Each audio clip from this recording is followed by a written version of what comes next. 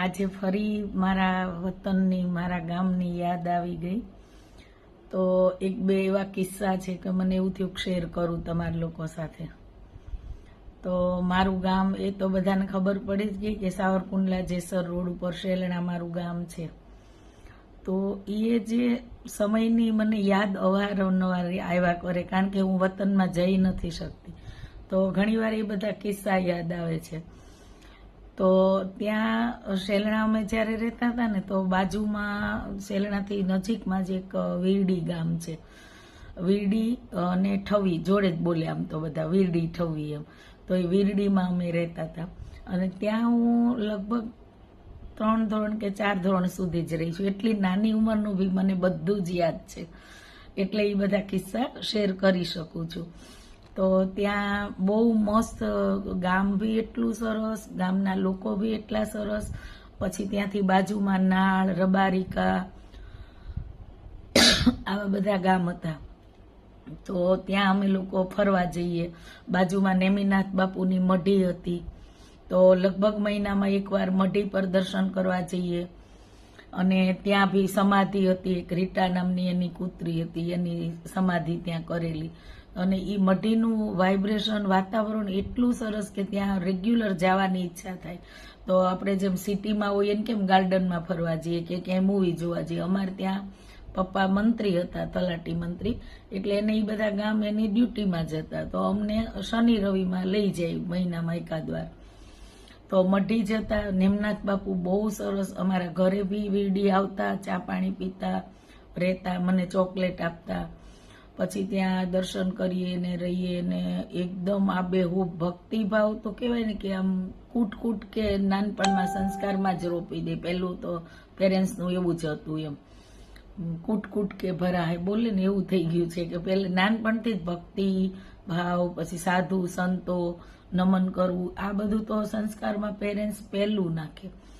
અને ત્યાર પછી ત્યાં બાજુમાં એક કેદારિયા હતું અને કેદારનાથ મહાદેવના દર્શન કરવા જવાનું.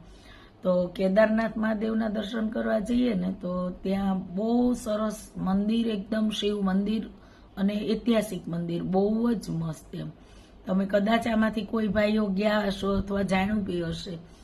તો એ મંદિર, અને ઉપર હાઈટ પરથી પાણીનો ધોધ 12 મહિના પડે, ચોમાસું, ઉનાળો, શિયાળો, કાયમી ધોધ પડે. અને નીચે એકદમ ઊંડું પાણી હોય. અને એ સમયમાં મને મારા ભાઈઓ ને બધા અમે જતા, તો મને સ્વિમિંગ શીખવાડતા 3જા ધોરણમાં. અને મને બહુ આમ સાહસ કરવાનો તો પહેલેથી એવો શોખ, કોઈ દિવસ ડરપોક નથી, ડર ના લાગે.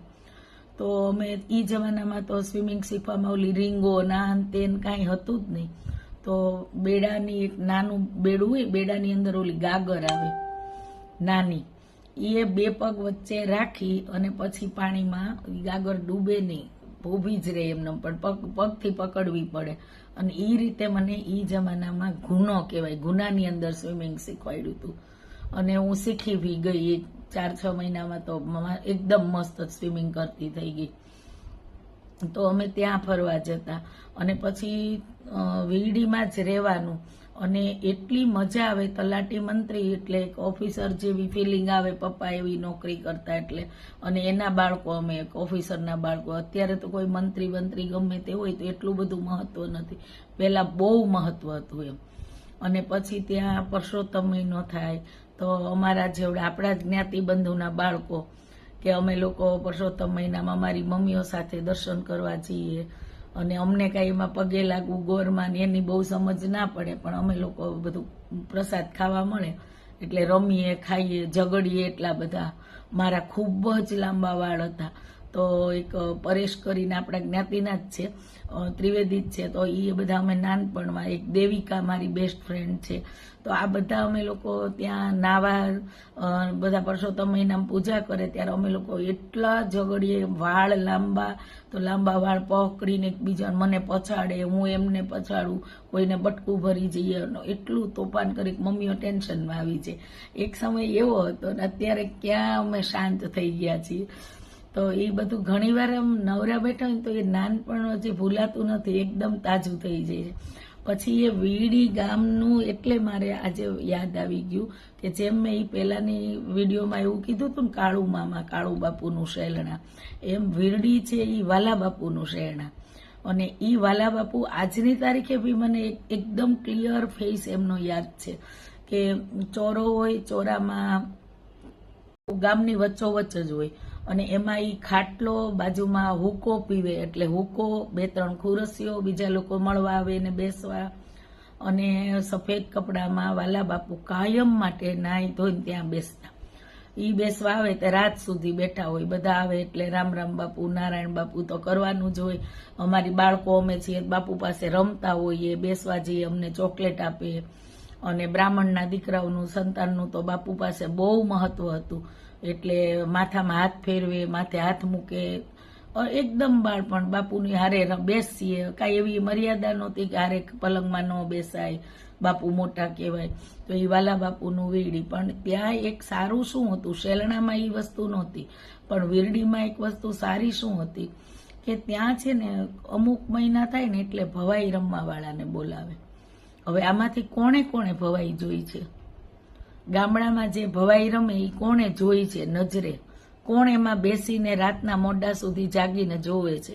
એ મને કમેન્ટ કરજો. મેં જોયું છે, મેં એ બધું જોયું કે ભવાઈના જે છોકરાઓ બધા હોય એની ટીમ હોય તો એ કઈ રીતે મેકઅપ કરે, કઈ રીતે લેડીઝ બને, અને આ બે હુબ લેડીઝ લાગે. તમે જોવો જ્યારે ભવાઈનો નાટક ચાલુ હોય ત્યારે તો તમને એવું લાગે જ નહીં કે આ પુરુષ છે, આ જેન્ટ્સ છે. મેકઅપ બી એટલો આલિશાન, એકદમ પિક્ચરના હિરોઈન જેવી ગોરી ગોરી સ્કિન હોય.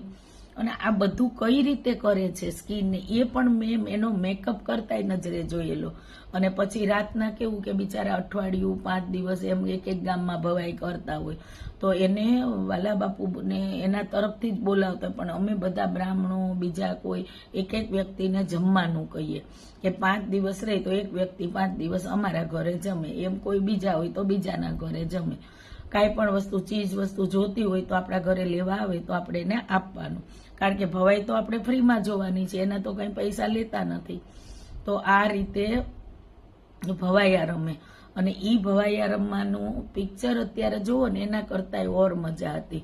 લોકો સીટી મારે, એવા કોમેડી અંદર જોક્સ કરે, એટલા હસી મજાક કરે, હસબન્ડ વાઈફના કરે અંદર જોક્સ. બહુ સરસ એનો ડાન્સ હોય, સરસ એનો ગાયન બધા સરસ હોય એમાં.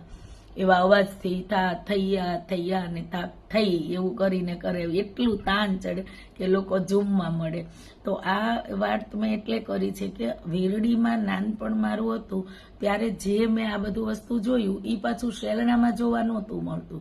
પણ વીરડી વાલા બાપુનું વીરડી, વાલા બાપુ ખૂબ જ શોખીન હતા, તો ત્યાં અમને રેગ્યુલર ભવાઈ જોવા મળતી હતી.